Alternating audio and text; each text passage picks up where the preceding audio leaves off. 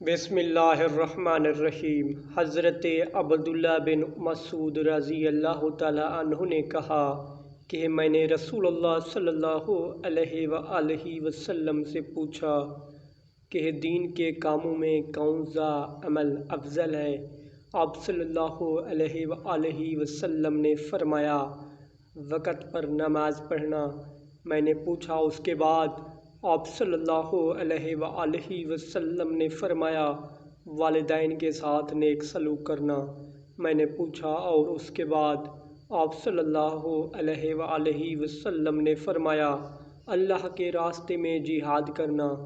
پھر میں نے آپ صلی اللہ علیہ وآلہ وسلم سے زیادہ سوالات نہیں کیے، ورنہ آپ صلی اللہ علیہ وآلہ وسلم اسی طرح ان کے جوابات عنایت فرماتے۔ صحیح بخاری حدیث نمبر 2782۔ حضرت عائشہ رضی اللہ تعالی عنہا بیان کرتی ہیں کہ انہوں نے پوچھا، یا رسول اللہ، ہم سمجھتے ہیں کہ جہاد افضل اعمال میں سے ہے، پھر ہم عورتیں بھی کیوں نہ جہاد کریں؟ آپ صلی اللہ علیہ وآلہ وسلم نے فرمایا، لیکن سب سے افضل جہاد مقبول حج ہے جس میں گناہ نہ ہوں۔